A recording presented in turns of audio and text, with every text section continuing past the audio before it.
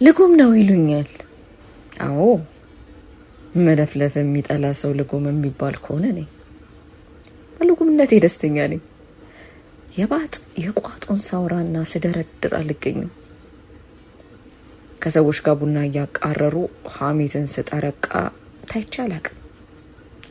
ለነገሩ የት ያለኝን ሰው ነው። ለኔ በዚሽ ምድር ላይ የማወራው እንኳን አንድ ሰው ብቻ ነው፣ ጓደኛዬ ዘሪሁን። እሱም ቢሆን ከኔ ብዙም አይለይም፣ ወፈፌ ቢጤ ነው። የተግባባ ነው። ሁለታችንም የሰው ተቃራኒዎች ስለሆንን ይመስለኛል። ሰው ሁሉ ልክ ነው ብሎ የሚያምነውን ነገር እኛ ትክክል እንዳልሆነ ሁሉ አድርገን እንከራከራለን። ፈላስፎች ናቸው ይሉናል። በእርግጥ እዚህ ሀገር ውስጥ ከማህበረሰብ ትንሽ ወጣ ያለ አስተሳሰብን ካራመድክ የሚለጠፍብህ ስያሜ እጅግ በጣም ብዙ ነው። አላፊ አግዳሚ ሁሉ ለአንተ ስም ፈላጊ ይሆናል። ፈላስፋ፣ እብድ፣ ጠሽ፣ ነካ ያደርገዋል እና የመሳሰሉት የተለመዱ ስያሜዎችን ያጎናጽፋል። እኔ እንኳን ከማህበረሰቡ ጋር ሞገት አልገጥምም። ከጓደኛዬ ጋር እንዲሁ እሱም አይገጥምም። ያወጡልንን ስያሜ ብለን ተቀብለን በራሳችን ዓለም ውስጥ መጓዝን ቀጥለናል። ይህ የኛ የምን አገባን ድርጊት አንድ የእንግሊዞችን አባባል ያስታውሰኛል።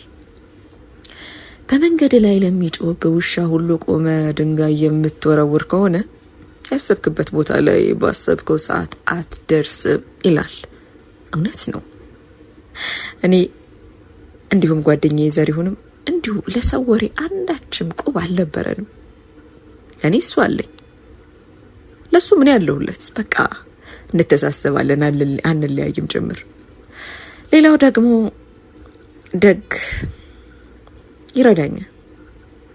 እኔ ሌላው ደግ ነገር እሱ እረዳዋለሁ፣ እንረዳዳለን። ስንገናኝ የምንወያይበት ሀሳብ ሁለታችንም የሚያግባባ ነው።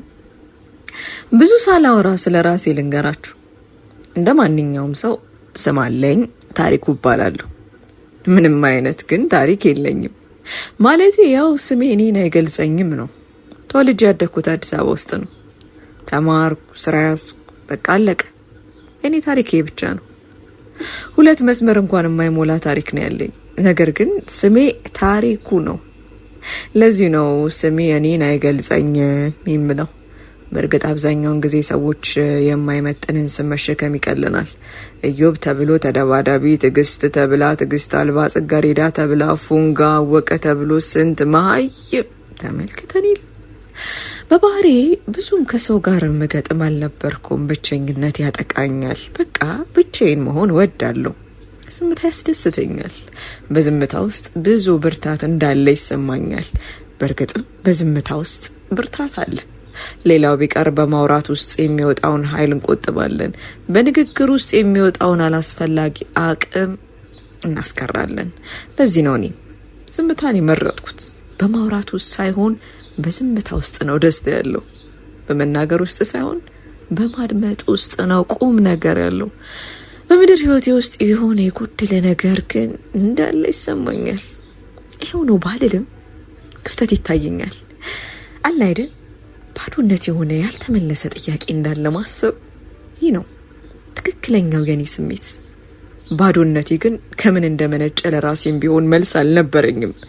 መች ይህ አይነቱ የስሜት መዋሸቅ ውስጥ እንደገባውም ቢሆን አላቅም። ትካሴና ቅሬታ የዕለት ተዕለት ስራዬና መገለጫ የሆነው ሰንብተዋል። የኔ የውስጥ ክፍተት መነሻ ወደ ልጅነት የሚያመራ ይመስለኛል።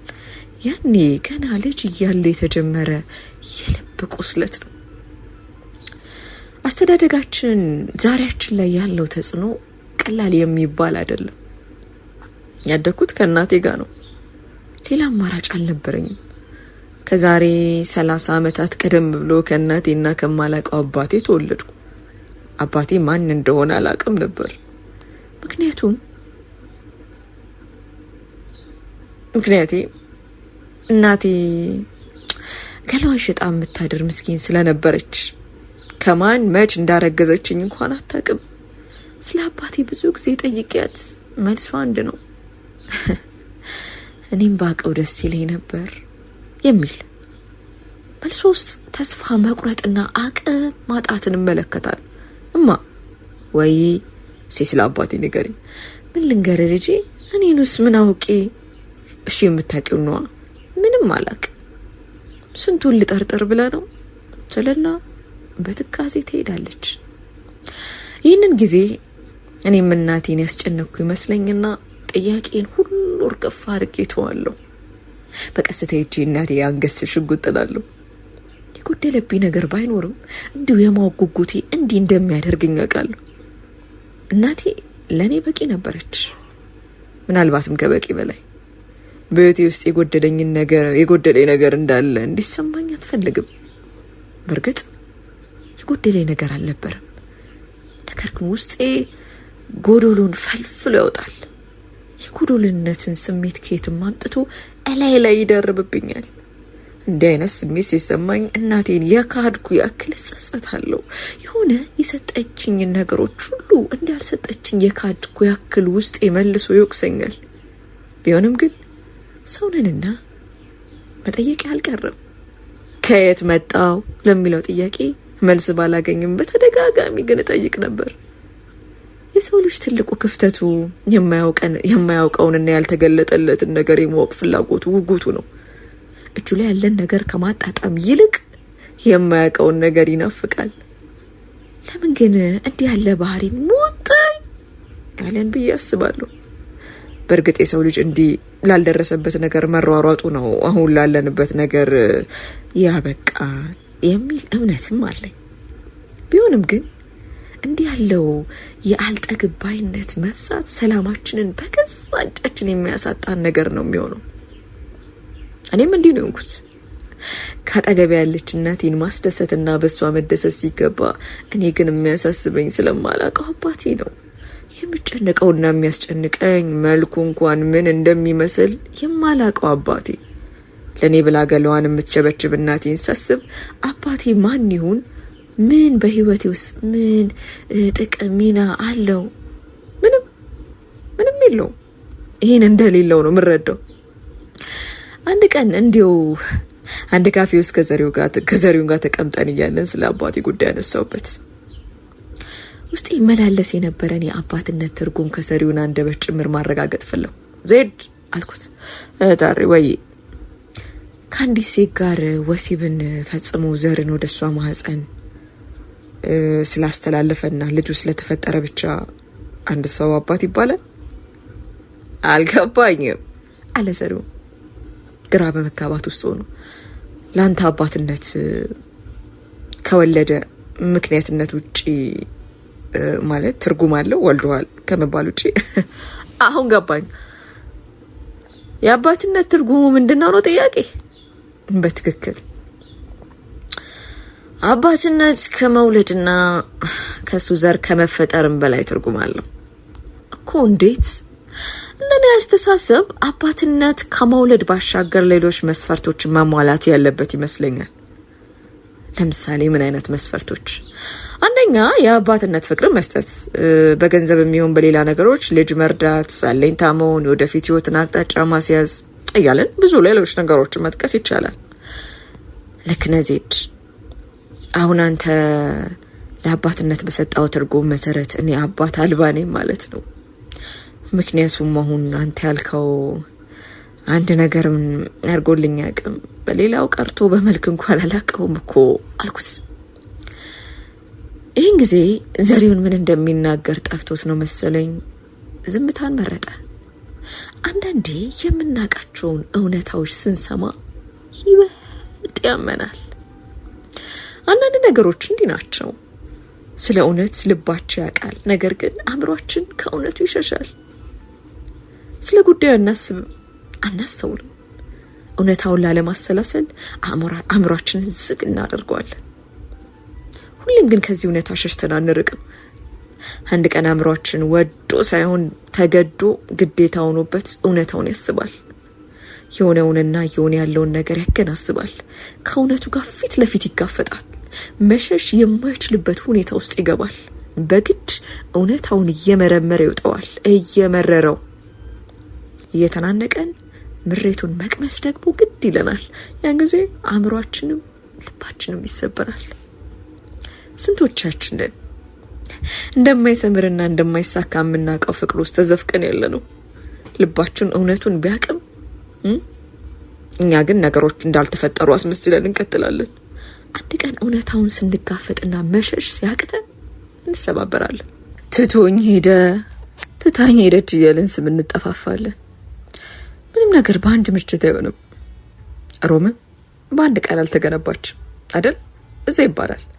አዎ፣ ምንም ነገር በቅጽበቶች ውስጥ አይፈጠርም። በቀስታ እየተብላላ ይቆያል።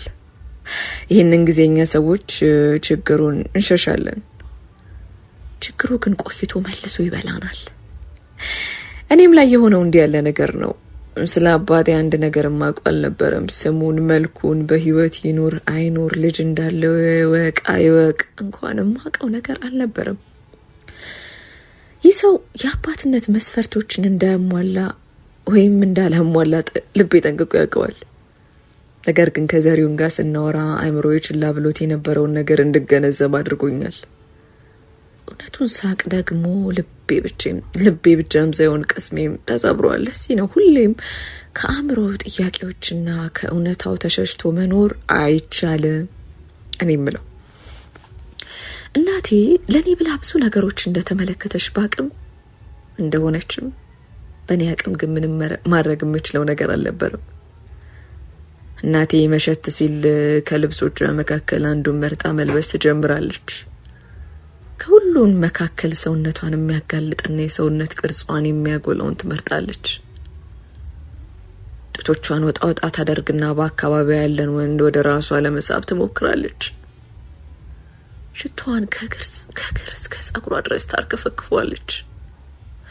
ወጣ ወጣ ያሉት ዳሌዎቿና በቀይ ቀለም የደመቁት ከንፈሮቿ የምሽት ዋና ተዋናያን ይሆናሉ። ይሄኔ እናቴን አይቶ የማይመኝ ወንድ ማን ነው? የምትሰራበት የምሽት ክበብ ውስጥ በሽቅድድም ነበር ከእናቴ ጋር ወንዶቹ ለማደር የሚሮጡት። ቢዝነስ እምቢ ብሎኝ አያውቅም፣ ተመስገን ነው ትላለች እናቴ። በምሽት ክበብ ውስጥ በመጠጥ የደከረተው ሰው መካከል እሷም አንድ ጠርሙስ አንቃ ትቀመጣለች። የወንዱ አይን ሁሉ የተጋለጠው ሰውነቷ ላይ ይሆናል። ይህንን ጊዜ እናቴ ይበልጥ ወንዶቹን ወደ ራሷ ለማቅረብ የተለያዩ ዘዴዎችን ትጠቀማለች። ያን ጊዜ አንድ ወንድ ተሽቀዳድሞ እናቴ አጠገብ ይቆማል፣ ይገኛል። ውቢት እንዴት ነሽ? አለሁልህ። የቤቱ ድምቀቱ ነሻል። አብረን መድመቅ እንችላለን። ይቻላል። ይህን ገላ ስታዘዘው ባድር ደስ ይለኛል። ምን ችግር አለው ታዲያ? ከፈለክ ስትታዘዘው ማድረግ ትችላለህ። ብዙ ሳንገራግር በተባለው ዋጋ ከእናቴ ጋር ይወጣል። እናቴም ለሊቱ ሙሉ ማታውቀው ሰው ገላን ስታሞቅ ታራለች። ሊነጋጋ ሲል ወደ ቤቷ ትመለሳለች። ይህ ሁሉ ሲሆን እኔ ቤት ውስጥ ተኝቼ ነበር መጠብቃት። ምን እንደምትሰራ ባቅም ልጅ ነበርኩና ተይ አይጥሩ አይደለም ምናምን ብዬ ልጠይቃት አልችልም። ጠይቂያትም አላውቅም። የነቃው ሲሄድና ትምህርት ቤት ውስጥ ሌሎች ልጆች አጸያፊ ነገሮችን ሲያወሩ ብቻ ስሰማ እናቴን ስለ ስራዋ መጠየቅና ማናገር ያስኩ። እማ ወይኔ ልጅ ዛሬ ስራ ትሄጃለሽ? አዎ። እኔ ካልሰራው ምን እንበላለን? ምን የቤት ኪራይ እንከፍላለን? በምንስ ትማራለን? ለምን ሌላ ስራ አሰሪም እንዴ? እኔ ሳልፈልግ ቀርቶ ይመስላል? አቅሙ ምንም ስለሌለኝ እንጂ እኔ ግን ሌላ ስራ እንድትሰሪ ነው የምፈልገው። እሺ ትለኛለች። ያለችበትን ችግር ለኔ ማስረዳት ከአቅሟ በላይ ሲሆንባት ነገሮች ሁሌም እኛ እንደምንፈልገውና እኛ እንደምንመኘው አይሆኑም። እኔም እናቴ እንዲህ ያለውን ስራ እንድትሰራ ባልፈልግም እየሆነ ያለው ነገር ግን አልተለወጠም። እድሜ ትልቅ ሆኖ እናቴን ስራውን እስካስተዋት ድረስ በጣም ጓጓ ነበር። በእርግጥ ይሄን ለማድረግ በጊዜው እድሜ ገና ቢሆንም ውስጥ ያለው ልህና ፍላጎት ግን ከአቅሜ በላይ ነበር። እድሜ እየገፋ ሲመጣ እያንዳንዱ የእናቴ ድርጊት ያበሳጨኝ ነበር። በተለይ ቅዳሜና እሁድ በቤታችን የሚመጡት የእናቴ ጓደኞችን ስመለከት ለእናቴ ያለኝ ፍቅርና ህራይ ሁሉ ይቀንሳል። ለእናቴ ስለዚህ ጉዳይ ባለወራትም ጓደኞቿ እንዲመጡ ግን አልፈልግም ነበር። ምክንያቴ ደግሞ ቤት ውስጥ ያደርጉ የነበሩት ነገር ሁሉ ብዙም አያስደስተኝም ነበር። ጫት፣ መቃም፣ ማጨስ የዕለት ተዕለት ስራቸው ነበር። ከሁሉ በላይ ግን የሚያወሩት ነገር ነበር ይበልጥ ውስጤን ይረብሸኝ የነበረው። ብዙ ነገር አይምሮዬ ውስጥ ቢመላለስም እኔ ግን በዝምታ ነበር የምኖረው። ብዙ ውስጤን ማወራለትና ማስረዳው ሰው አልነበረኝ። ስለዚህ አብዛኛውን በህይወቴ ውስጥ የሚያጋጥሙኝ ነገሮች በውስጤ አምቄ ነበር የሚይዘው። የሰው ልጅ ብዙ ነገሮች በሆዱ መያዝ ሲጀምርና መታመቁ ሲበዛ ብቸኝነቱ ይበረታል። በብቸኝነት ውስጥ ደግሞ ብዙ የሚጎዱም ሆነ የሚጠቅሙ ስሜቶችን በትክክል ማጣጣም እንችላለን። እኔም ብቸኝነቴን በደንብ ነበር ማጣጣም የቻልኩት። በእነዚህ ጊዜያት ውስጥ የተለያዩ ስሜቶችን አስተናግጄ ነበር። በዚች ምድር ላይ ሰው እንደማጣት ከባድ ነገር ይኖራል ብዬ አላምንም። እኔ በብቸኝነት ስሜት ውስጥ ብዙ ስላሳለፍኩ የሰዎችን የብቸኝነት ስሜት ከስሩ ጠንቅቄ ያውቀዋለሁ ብል ማጋነን አይሆንም። ዘሬውን አግኝቼ አልፎ አልፎ ስሜቴን በግልጽ ማወያየት እስክጀምር ድረስ በህይወቴ ውስጥ ያጋጠሙኝ የነበሩ ነገሮችን በሙሉ በውስጥ አምቄ ነበር የሚይዘው። ያ ድርጊቴ ደግሞ ይበልጥ ብቸኛና ስሜቱን የሚደብቅ አይነት ሰው እንደሆነ ነበር ያደረገኝ እንጂ በምድር ላይ ያደረገልኝ አንዳችም ፋይዳ ያለው ነገር የለም።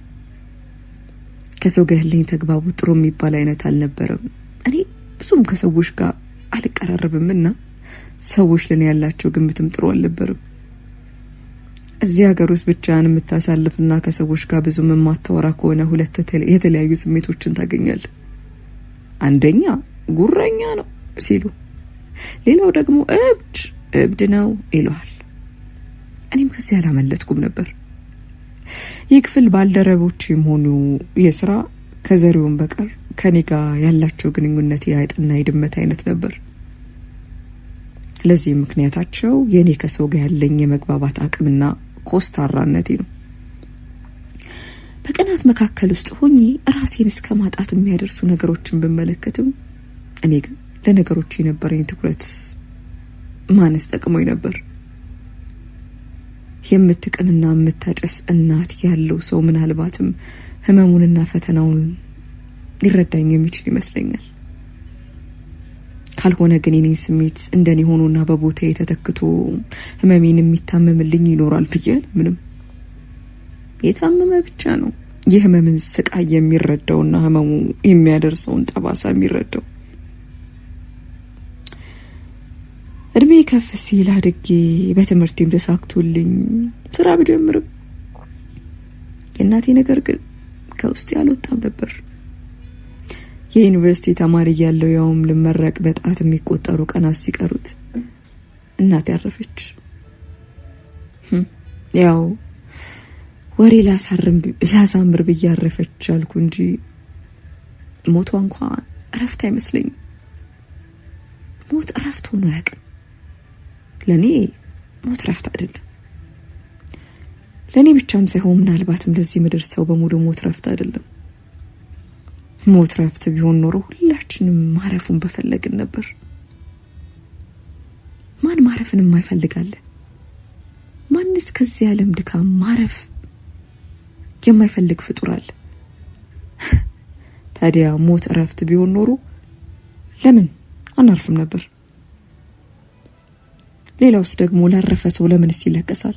አንድ ሰው ወደ እረፍት ከሄደ ለምን ደረታችን እየደቃን አይኖቻችንን አሟምተን እናለቅሳለን? እስኪጠፉ ድረስ ለምን እንቆዝማለን? መቼም አንድ ሰው ወደ እረፍት እየሄደ የሁሉ ሀዘን አስፈላጊ አይደለም። ምናልባት በእረፍቱ በእርግጠኝነት እርግጠኛ ስላልሆንን ይሆናል። ሞት እረፍት መሆኑ ላይ እርግጠኝነት ስለሚጎለን ሳይሆን አይቀርም። እናቴ ሰው ነችና ሞተች። በርግጥ ለእናቴ ሞት ረፍት ነበር። ከዚህ ዓለም ድካም የእውነትም አርፋ ነበር። የሰዎች መዝናኛና መደሰቻ ከመሆን አርፋ ነበር። ስሜት አልባ ህይወት ከመምራት ሰው ምን አለኝ ያለሽ ከመሳቀቅ ዛሬ ነገ ወይ በሽተኛው ከማለት በርግጥም አርፋ ነበር። አርፋ የሚባለው አንድ ሰው ምድር ላይ የሚያሳልፋቸው ቀናት በሙሉ ትርጉም አልባ ሲሆኑ ነው። በርግጥ ለእናቴ ሞቷ ትልቅ ረፍት ነበር። አዎ ለዚህ ነው አርፋለች የምለው። ከእናቴ ሞት በኋላ ሁሉም ነገር ከባጥ ወደ ቆጡ ነበር የሆነብኝ። ብቸኝነት ይበልጥ በረታብኝ። ከሰዎች ጋር የነበረን ግንኙነት ወደ ዜሮ ተጠጋ። ከማንም ጋር ምንም አይነት ግንኙነት አልነበረኝም። በቀድሞ አወራቸው የነበሩ እንደ ብቻ አንድ የተወሰኑ ሰዎችም ከህይወቴ ወጥተዋል፣ አስወጣቸው። በዚህ ምድር ላይ የመኖሬን ትርጉም አጣሁት እና አእምሮዬን ማውጣት ማውረድ ተሳነኝ፣ አቃተኝ። ቀድሞ ሆነ ማታ ማስበው ስለሷ ነበር። ከሁሉ በላይ የኔ ለሷ መድረስ እውነት ሊሆን ጥቂት ጊዜያት ሲቀሩ የመሆኑ ይበልጥ ውስጥ ይበላኝ። ብዙ ሳለፋ ስራ ቤዝም በሆነልኝ ነገር ግን ደስተኛ አልነበርኩም። ያለ ስሜት እራመዳለሁ፣ ያለ ስሜት እቀመጣለሁ፣ ያለ ስሜት እበላለሁ፣ እጠጣለሁ። አጠቃላይ እንደዛ ሆናለሁ፣ እንደዛም ሆኛለሁ። ለምንም ነገር ግድ አልነበረኝም። ፊት ለፊቴ ለሚሆኑ ነገሮች እንኳን ሳይቀር ምንም አይነት ትኩረት አልነበረኝም። ለምንም ነገር ስሜትና ፍላጎት የለኝም። ይህ ስሜት ለምንና መች እንዲፈጥኑ እንደያዘኝ አላቅም። ከእናቴ ሞት በኋላ ግን በረታብኝ። እንዲህ ከህይወት ጋር ሆድና ጀርባ ሆነን ሳለን ነው ዘሪውን ወደ ህይወት የገባው። እሱ እኔ በምሰራለት መስሪያ ቤት ውስጥ ቀድሞኝ የገባ የስራ ባልደረባዬ ነበር። እንደነገረኝ ከሆነ መስሪያ ቤት ውስጥ ከገባው ዕለት አንስቶ ባህሪ እጅግ ሲበዛ ያስገርመው ነበር። በተለይ ለማንምና ለምንም ግድ ማጣት እጅጉን ብዙ ጥያቄዎችን ፈጥሮበት ነበር። ለዚህም ነው ምናልባት ለዚህ ሰው የሚያስፈልገው ሰው ነው ብሎ ያመነውና የቀረበኝ። ቀጥሎም አንድ ዕለት በመስሪያ ቤቱ ቅጥር ግቢ ውስጥ የሚገኝ የሰራተኞች የመዝናኛ ክበብ ውስጥ ብቻዬን ተቀምጬ በትካዜ አካባቢውን ለቅቄ ተጉዤ ነበር። አኳኋኔ ብዙ ያልተመቸው ዘሪውን ፊት ለፊት ያለውን ክፍት ወንበር ስቦ ተቀመጠ። ይህን እዚህ ያደርግ በትካዜ ሄጄ ነበርና አላስተዋልኩትም ነበር። ስለ እናቴ ብዙ ጥያቄዎችን አእምሮዬ እየጠየቀ ነው።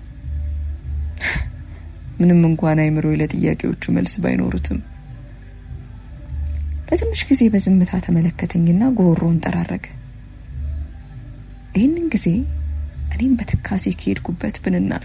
ሰላም ዘሪውን እባላለሁ አለኝ። ቀጥሎ ታሪኩ ብዬ ዘረጋውን እጁን ጨበጥኩት። በሀሳብ ሄዳል። በሰላም ነው?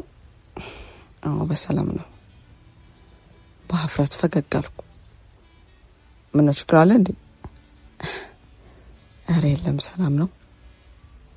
አይዞ በነፃነት ልታወራኝ እንችላለን። ጥሩ ጓደኛ መሆን እንችላለን። አመሰግናለሁ።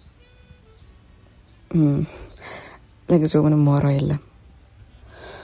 ታሪኩ ይኸውልህ እዚህ መስሪያ ቤት ከመጣለት አንስቶ ስመለከት ነበር። ለምንም ነገር ግድ ያለህ አትመስልም። እኔ ደግሞ ለእንደዚህ አይነት ሰው መድኃኒቱ ጥሩ ጓደኛ ነው የሚል እምነት አለኝ። ስለዚህ እዚህ ድረስ መጥቼ ልተዋወቅና ጓደኛ ልሆን ወሰንኩ። ካልተሳሳትኩ የሆነ የሚያሳስብ ነገር አለ። ሰው አይደለው የሚያሳስብ ነገር ይጠፋል ብለህ ነው? ለዚህ ነው እኔም ሰው ያስፈልጋል። ይህንን ስል ግን ያንተን የግል ነጻነትና ድንበር በማይጠስ መልኩ ነው። አደራ በሌላ እንዳጠረጉብብኝ። አረ በፍጹም ችግር የለውም አልኩኝ። ሌላ የምለው ቃል አልመጣልኝም ነበር። ባይዘዌ እኛ የምንጨነቅለት ብዙ ነገር በእውነተኛ ዓለም የሌለና ይህን ያክል አሳሳቢ እንዳልሆነ ታውቃለህ? ማለት አልገባኝም። ለምሳሌ አንተ እንዲህ የምትጨነቅለት ጉዳይ ይህን ያህል ማለት አንተ የምትጨነቅለትን ያህል የሚያሳስብ ጉዳይ ላይሆን ይችላል። አእምሯችን ችግር በራሱ በጣም የማግዘፍ ልዩ ባህሪ ያለው እሱስ ትክክል ብለሃል። ሌላው ደግሞ እኛ ምንም አይነት ቁጥጥር ለሌለን ነገር መጨነቅ አግባብ አይመስለኝም። እኔ ግን ካንተ ተቃራኒ ነው ማስበው። እንዴት ማለት? እንደው መጨነቅ ያለብን እኛ ቁጥጥር ለሌለን ነገር ነው። እኛ ቁጥጥር አለን ነገርማ ምን መጨነቅ ነው? መፍትሄው መፈለግ ነው እንጂ። ይሄም ጥሩ ሎጂክ ነው። አመሰግናለሁ። ከዛ ዕለትና ከዛን ሰዓት አንስቶ እኔና ዘሪሁን ጥሩ ጓደኛሞች መሆን ቻለን።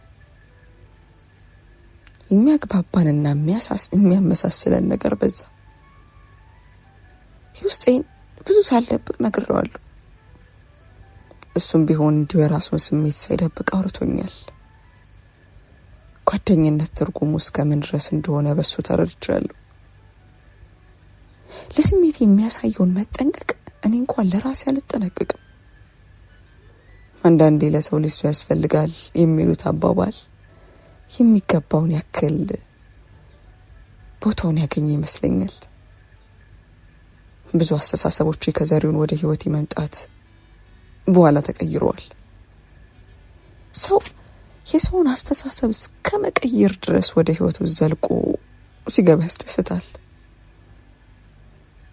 በዘሪሁን የሰው ልጅ አቅም እስከምን ድረስ እንደሆነ ተመልክቻለሁ። የሰው ልጅ ለወደደውና ላመነበት ዓላማ የት ድረስ መጓዝ እንደሚችል አይችበታል።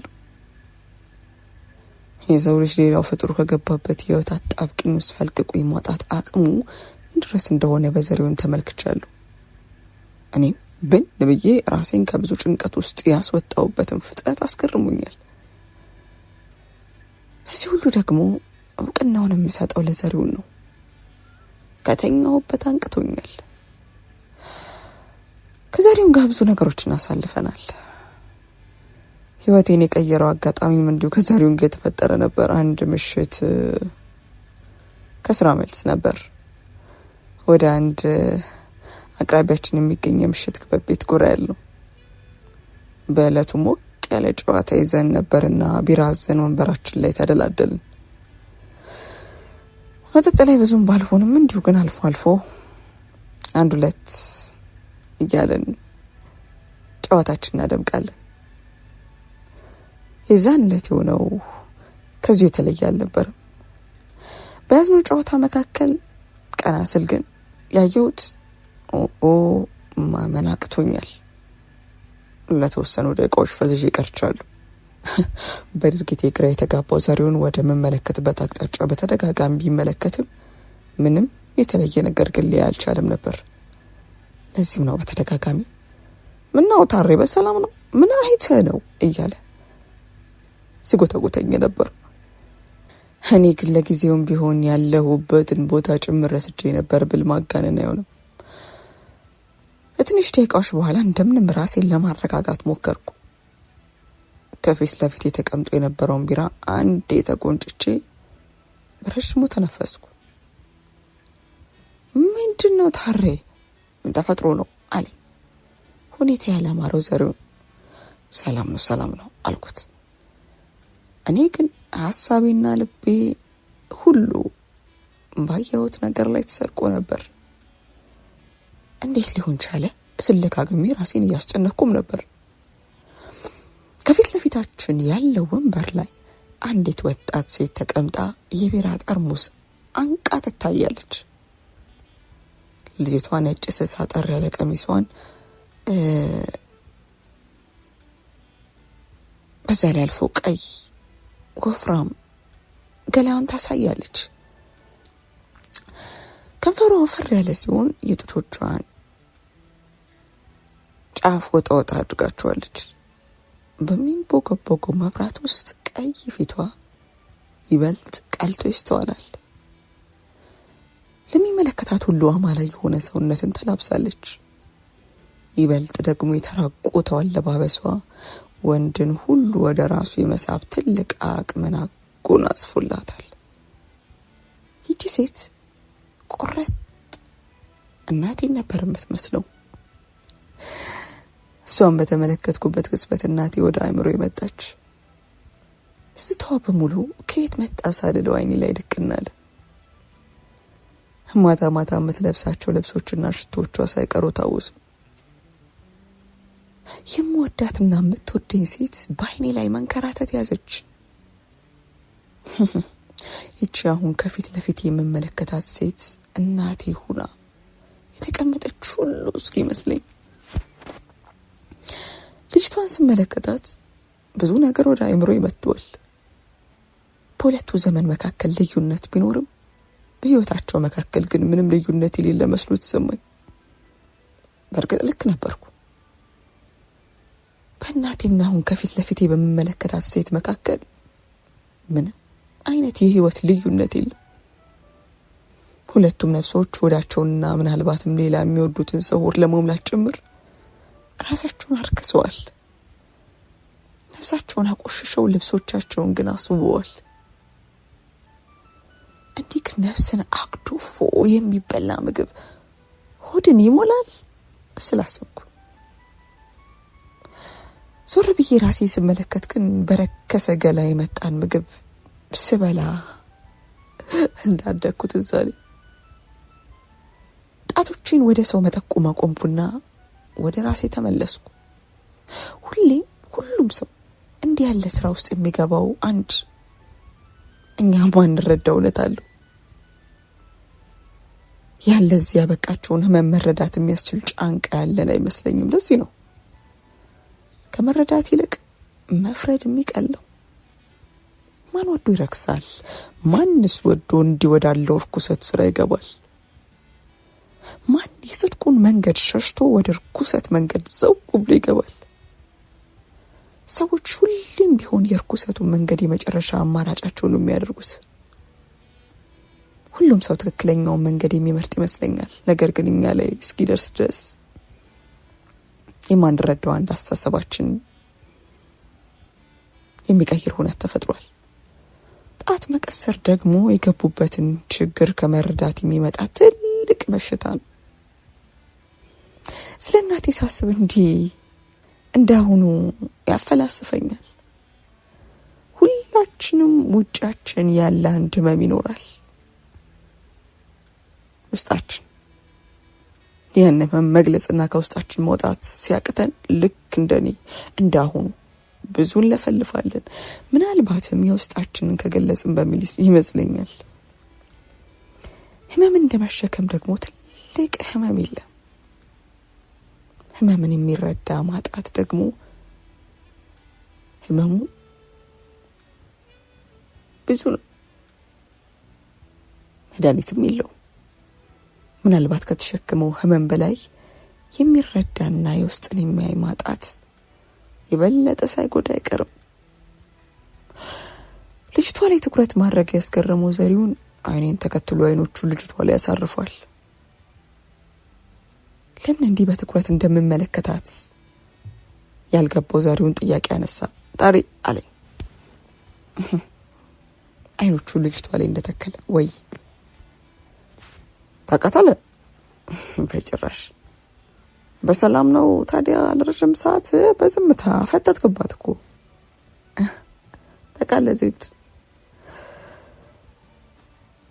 እናቴን ያየኋት መስሎኝ ነበር። ደነገጥኩ። ማለት አልገባኝም አለ ዘሪሁን ፊቱ እናተ ሞታ ይል እንዴ በሚል አስተያየት። ተቃለ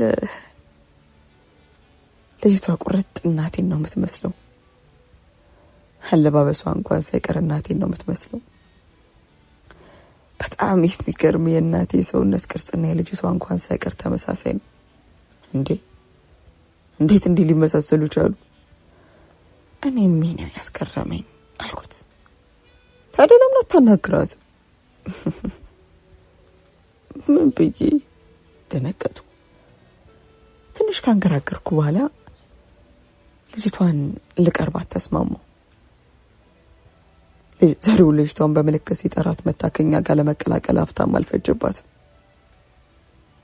ሄይ አለች ከንፈሮቿን ሳታነካካ በቄንጥ። ሰላም አለ ሰሩን ቀደመሉ። የሆነ ነገር ይምጣልሽ ምን ይሁን አልኩኝም። ወደ ጨዋታው ላይ መቀጠልና ልጅቷን ቤተሰባዊነት እንዲሰማት በማሰብ እሺ አለችና አስተናጋጁ በመለከት የሚመጣ ነገር አዘዘች። ይህን ጊዜ ዘሪውን ባይናውራት በሚል ጠቀሰኝ። እናቴን ያገኘው ያክል እንዲሰማኝ የፈለገ ይመስላል። ስምሽ ማን ነው አልኩ። በእርግጥ አምልጦኝ ነው እንጂ አስቤበት አልነበረም። ቲና። የመታወቂያውስ አልኳት። እናቴም እንዲህ ያለው ስራ ውስጥ እያለች ትክክለኛ ስሟን ሆቴል ውስጥ ሰው የምትተዋወቅበት ስሟ ሁለቱም እንደሚለያይ ያቅ ስለነበር ማለት አለች ደንገት ብላ። ትክክለኛ ስምሽን ነው አልኩ። መቅደስ። ግን እንዴት ሁለት ስም እንዳለኝ ማለት ያወቅ ፏፏ ነግራኝ ያስብላል። ሌላስ ምን ነገረች? ብዙ ነገር። ለምሳሌ የቆየች ትሰሚዋለሽ እንደፈለክ ብላ እጆቿን በግዴለሽነት ከፍ አርጋ መለሰችው። እናቴን ትመስኛለሽ አልኳት ከትንሽ ዝምታ በኋላ። ማለት አለች። ነገር የትንሽ ግራ ሳያጋባት አልቀረም። ማለት መልክሽ፣ ቁመናሽ በሙሉ እናቴን ይመስላል። እየጀነጀንከኝ ነው ልበል? አይደለም እየነገርኩሽ ነው ወንድሜ። ከፈለክ ይፈለኩ ይደረግላል። ካልቻልክ ደግሞ ቢዝነስ አትዝጋሽ ልሄድበት። እንዲህ ስትለኝ የሆነ ነገር ከራስ ጸጉሬ እስከ እግር ጥፍሬ ድረስ ወረር አረገኝ። የሰው ልጅ የገንዘብ ተመን ወጥቶለት ሳይ ውስጤን ከበደው። ምንም እንኳን እንዲህ ያለ ስራ እንጃ ከኔ በላይ ምስክር ስለማወቁ ባይኖርም እውነቱን ግን ከፊት ለፊት ሆኜ ስጋፈጠው አይምሮዬ መቀበል አቃተው። ስለዚህ ነበር ከዚህ ቀደም የሰው ልጅ ልቡ የሚያቀኑ እውነት ፊት ለፊት ሲጋፈጥ አእምሮ ግን መሸከም የሚያቅተውና መልሶ ልቡን የሚሰብረው ይችላል። አዎ ይሰብራል ያልኩት። ምሽቱን ወደ ቤት ገብቼ እንኳን ስለዚህ ልጅ ከማሰብ ራሴን ማስቆም አልቻልኩም ነበር። ለምን እንደሆነ ባላቅ መቅደስን ከማሰብ አይምሮ ያልቦዘነም። ስለ ህይወቷ፣ ስለ ነገዋ፣ ስለ ቀጣይ እርምጃዎቿ ምንም እንኳን ባይመለከተኝ የሚያስጨንቀኝ ነበር። ከእናቴ ሞት በኋላ በዚህ ልክ ለሰው ልጅ የተጨነኩበት ቀን ትዝ አለኝ። ምናልባትም እናቴን ያገኘው ስለመሰለኝ ይሆናል ስላሰብኩ። አዎ የተጎሳቆለችው እናቴን ያገኘው መስሎኝ ነበር። ለዚህ ነው ስለዚህ ሴት ማሰብ ማቆም ያልቻልኩት። ምናልባት እየተጨነኩና እያሰብኩ ያለሁት ስለ አዲሷ ልጅ ሳይሆን ስለ እናቴ ይሆናል።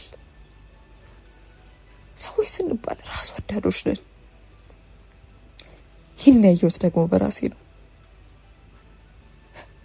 ለምሳሌ እስከዛሬ በመልክ ቆንጆ የሚባሉ ሴቶችን ተመልክቻለሁ፣ በባህሪ ግሩም የሚባሉትን እንደዛው።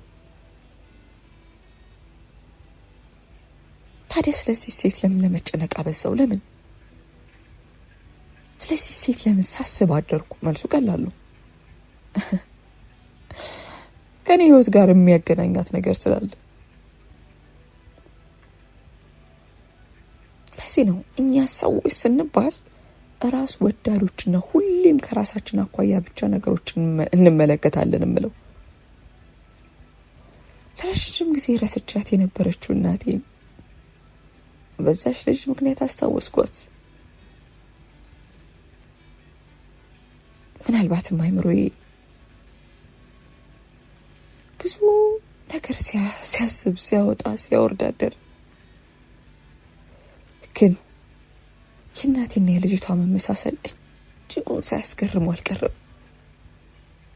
ሁልጊዜም ቢሆን አእምሯችን ከመሸከም አቅሙ በላይ ሆነ እውነት ሲያጋጥመው ምክንያት መደርደሩ አይቀሬ ነውና ይህንንም በዚያ መልክ ተረድቼ ጉዳዩን በቸልተኝነት አለፍኩት።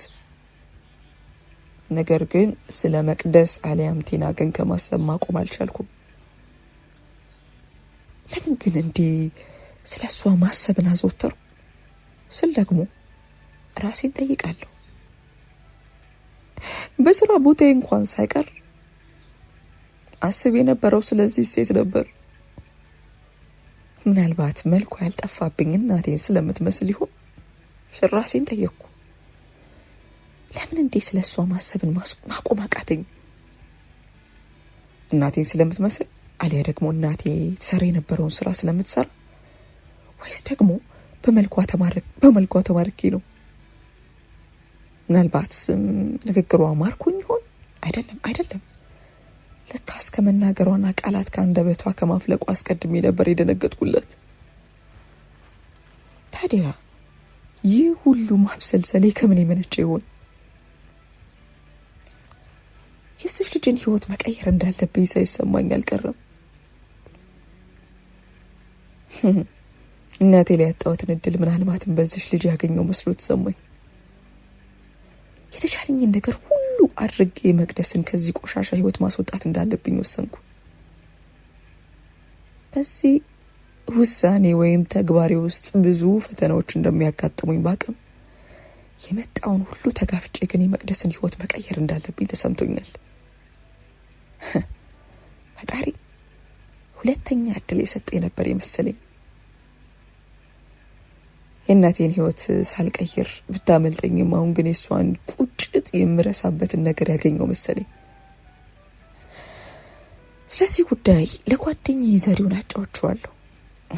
ዜድ ወይ ታሬ አንድ ነገር እኮ አእምሮዬን ወጥሮኝ ነበር ላማክር ፈልጌ። ታዲያ ነገረኛ ምን ችግር አለው? ልስማው። ባለፈው እዛ ቤት ያየናትን ልጅ አስታውስካት? የቷን? የምሽት ክበብ ውስጥ እንደውም እናቴን ትመስላለች ያልኩ አስታውስኳት። ታዲያ ምን ተፈጠረ? ከዛ ዕለት በኋላ ኪታት ነበር አለ ሰሪው ፊቱን በጥርጣሬ አጨፍግጎ። አይ አላየኋትም። ነገር ግን ከዛ ዕለትስ አንስቶ ማስበው ሁሌ ስለሷ ነው። ቀንም ሆነ ማታ፣ ቤትም ሆነ በስራ ቦታ ሁሉ ብቻ ሁልጊዜ ማስበው ስለ መቅደስ ብቻ። ማለት አልገባኝም። ስለሷ ምንድን ነው የምታስበው?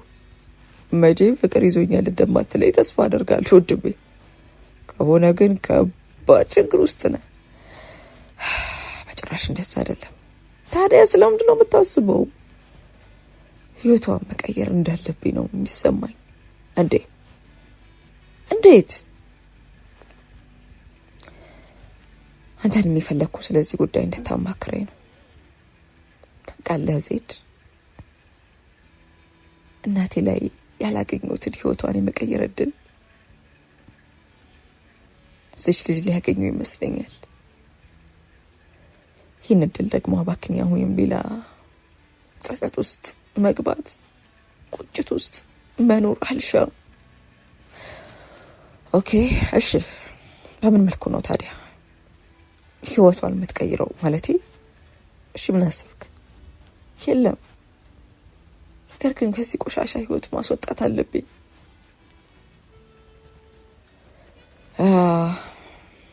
ፓሬ ግን እሺ፣ ከስሜታዊነት ወጣ። መጀመሪያ ከስሜታዊነት ወጣ አስብ።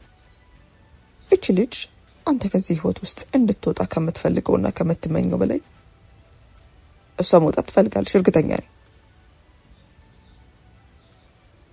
ታዲያ ለምን እዚህ ህይወት ውስጥ መቆየት ፈለገሽ ብለህ ራስን ጠይቅ መጀመሪያ።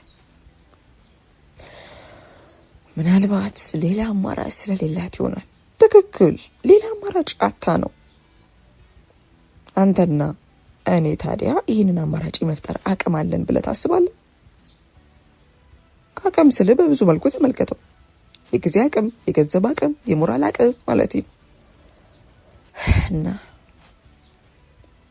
ዝም ብለህ ተዋት እያልከኝ ነው? እንደዛ አላልኩም። እኔም እኮ የአንድ ሰው ህይወት መለወጥ ምክንያት መሆንን እሻለሁ። ነገር ግን አሁን እንዳልኩ አቅማችንን እንወቅ ነው እያልኩ ያለሁት። እኔ ግን የተቻለኝን ከማድረግ ወደኋላ አልልም አልኩ ከትንሽ ዝምታ በኋላ። ለምን እንደሆነ ባላቅም በዛሬውን ተበሳጨውበት። ምናልባትም ስንት ሌሊቶችን እንቅልፍ አጥቼ ያሰብኩት ሀሳብ ልክ እንዳልሆነና አቅሙ እንደሌለኝ ስለነገረኝ ይሆናል።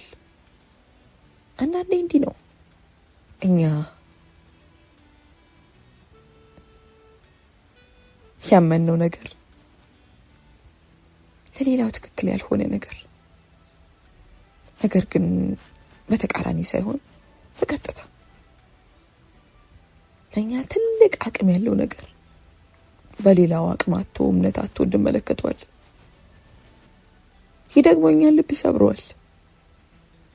ዛሬውን ጥሩ ሰው እንደሆነ ጥርጣሬ ባይገባኝም ለዚህ ዓላማዬ ግን ድጋፍ ይሆነኛል የሚለው እምነቴን ሸርሽሮታል። ሀሳቤን ሳጫውተው እሺ ደስ ይለኛል እንዴት እናድርግ ይላል የሚል እምነት ነበረኝ። እሱ በራሱ መንገድም ሆነ በሎጂክ ትክክለኛ ቢሆንም እኔ ግን የእሱን ትክክለኛነት ማመንና መቀበል አልፈለኩም። ይህ ደግሞ የመጣው ልጅቷ ማለት ለመቅደስ ህይወታስ አብዝጄ ከመጨነቅ የተነሳ ይመስለኛል። ብዙ ማሰቤና መፍትሄ አምጥቻለሁ ብዬ ማመኔ የዛሬውን ሀሳብ ውድቅ እንዳደርግ አድርጎኛል። መቅደስን በድጋሚ ማግኘት አለብኝ ብዬ በመወሰን ባለፈው ከዛሬውን ጋር የተገኘንበት ቤት ብቻዬን ሄድኩ። አንድ ጥግ ላይ ጨለማውን ተገን አድርጌ ተቀመጥኩ። ወደ ባንኮኒ በመለከት መቅደስ ግን አልነበረችም። የእጅ ስልኬን አብርቼ ሰዓቱን ተመለከትኩ። ከምሽቱ 3 ሰዓት ሊሆን ነበር። ምናልባት አምሽታ ልትመጣ ይሆናል በሚል ራሴን ለማረጋጋት ሞከርኩ። የሌሊቱ ቢዝነስ ገና የደራ አይመስልም ነበር። ምናልባት ቀኑ የጾም ወራት መሆኑ ስራውን ያቀዘቀዘው ይመስላል ስለ ራሴን ግምት አስቀመጥኩ። በተቀመጥኩበት ቦታ ሆኜ ብዙ ወጣው፣ ብዙ ወረድኩ። ብዙ ጥያቄዎችና ብዙ ብዥታዎች ውስጥ የተሰግስገው ነበር። ከልጅነት እስከ እውቀት የተጣበቀኝ ዋጋ የእናቴ መሆኑ ታወሰኝ። እቺ ልጅ ገለዋን ቸርችራ ክብሯን ጥላ አድጋለች ይመስለኛል፣ ኖራለች። እናቴም እንደዚሁ። እኔ ግን አንድም ቀን ቁም ነገር አላረኩላትም ለእናቴ። ሆዷን መሙላት ብቻ ሆድ መሙላት ብቻ ህይወትን ያኖራል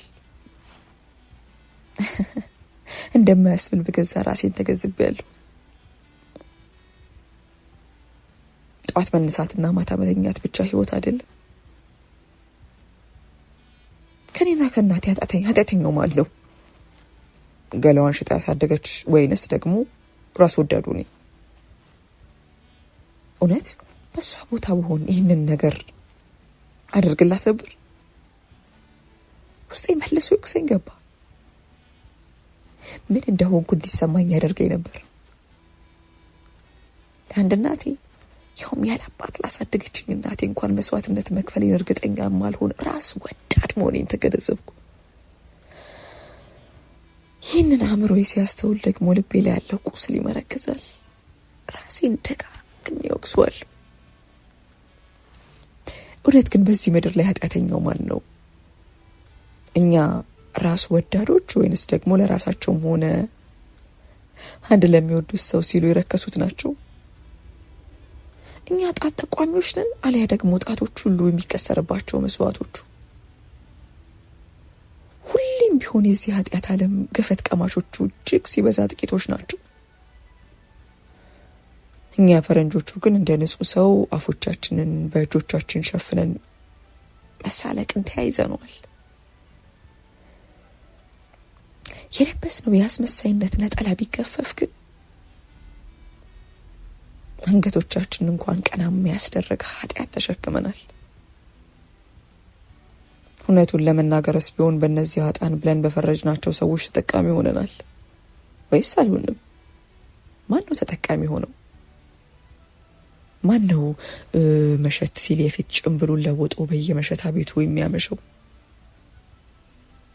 ቀን ኃጥአንና ዲያብሎስ ናቸው ሲል የሚውለው አይደል? ማታ ይህን ሲያደርግ የሚያድረው ቀን ወገቡን ገትሮ የሚከራከር አይደል? ማታ ወገቡን በእነዚያ ሴቶች የሚፈትሽ ይጥፉ፣ ይቀጡ፣ ይባረሩ ባለበት አንደበቱ አይደል?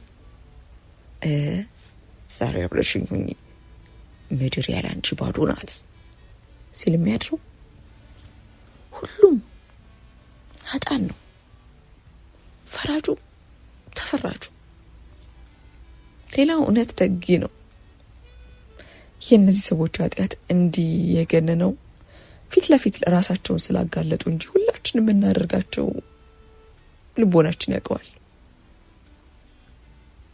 አዎ ሁሉም ያውቀዋል። የገባሽው ባልሽ ላይ ማቅጠሽ እውነቱን አልደበቅሽም። ክፉ ማድረግ ሳያንስ ህሊና ሲወቅስሽ እየኖርሽ አይደለምን? ታዲያ እናቴ ላይና መሰሎቿ ላይ ጣት የመጠቆሙን ሞራል ከየት አመጣሹ? በደልን ከመፈጸም በላይ የሆነው በደል ሰው ላይ መፍረድ መሆኑን አተሹለው። አንቺስ ንጽህናሽ የት ነው?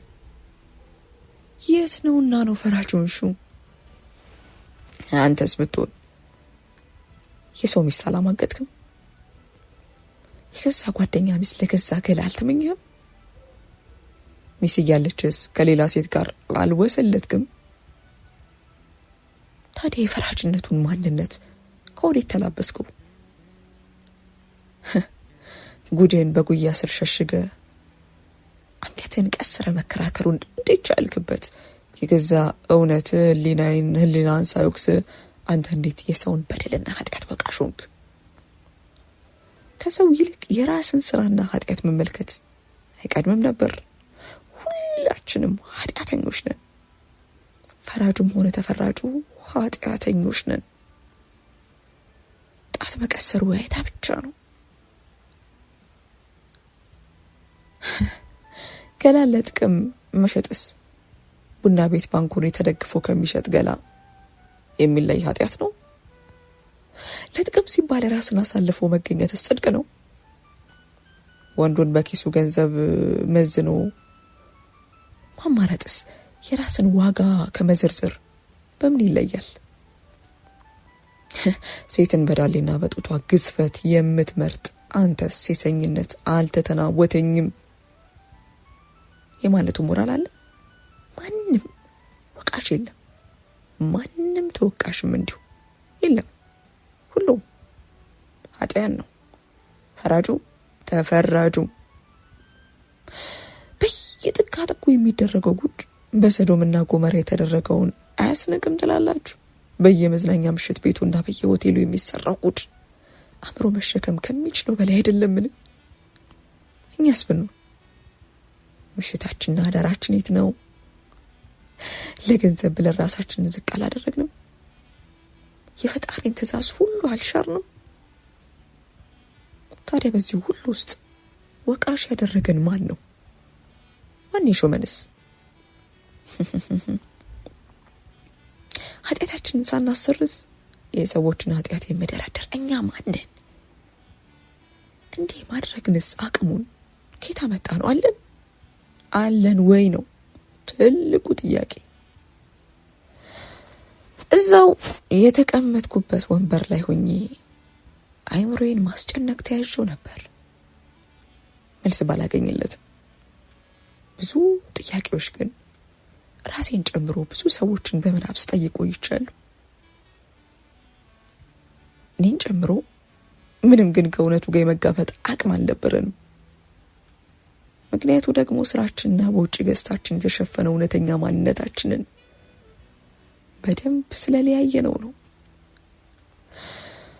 እንዲህ ከሄድኩበት የሀሳብ ጡዘት ስመለስ ጊዜው ጥሎኝ ሄዶ ነው ያገኘሁት። ያስኩትን አንድ ቢራ እንኳን ሳልጨርስ 5 ሰዓት አልፎ ነበር። ከእንግዲህ መቅደስ እንደማትመጣ ግልጽ ሆነልኝ። መጥቼ እዚህ ይሳካልኛል ወይ ጀምረዋለሁ ብዬ ያሰብኩት ሀሳብ ለዛሬ እንዳልተሳካልኝ ገብቶኛል። ስለዚህ ለቀጣይ ቀን ከራሴ ጋር ቀጠሮ ይዤ ወደ ቤት ለመሄድ ተነሳው። ቤትም ገብቼም ቢሆን የጀመርኩትን የሀሳብ ጉዞ እንደማልተው ወይም እንደማይለይ በደንብ አውቃለሁ።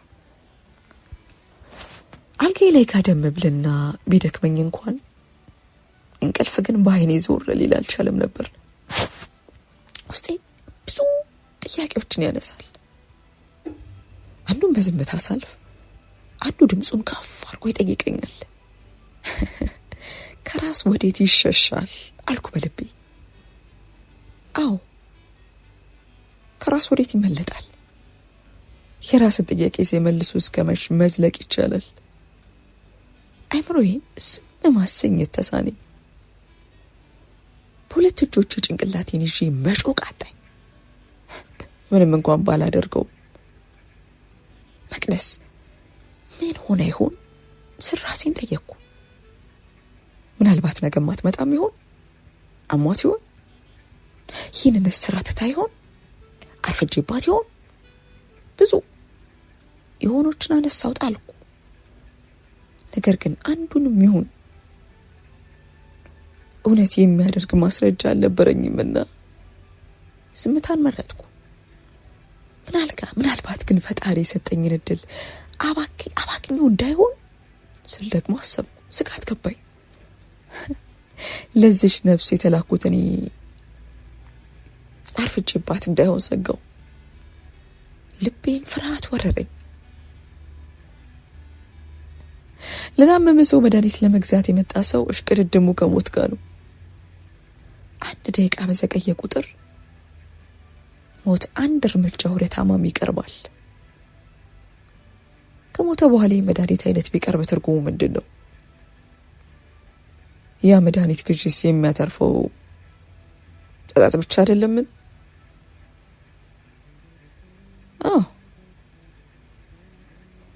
በራሴ ጉዳይ ስጓትን በመቅደስ ህይወት ውስጥ መገኘት ከነበረብኝ ሰዓት ያረፈድኩ መስሎ ተሰማኝ። ምሽቱን አንዴም እንቅልፍ በአይኔ ሳይዞር አደረ። ጠዋት ስነሳ ከፍተኛ የሆነ ራስ ምታት ቢያመኝም ራሴን አሳምኜ ወደ ስራ ሄድኩ። አንዳንዴ ለሚከሰቱብን ነገሮች ሁሉ መልስ የምንሰጥ ከሆነ ጉዳቱ ከባድ ነው። ሁሌም ሲያመን ከተኛን፣ ሲደብረን ከተደበርን፣ ማንበብ ሲያስጠላን ማንበብ ካቆምን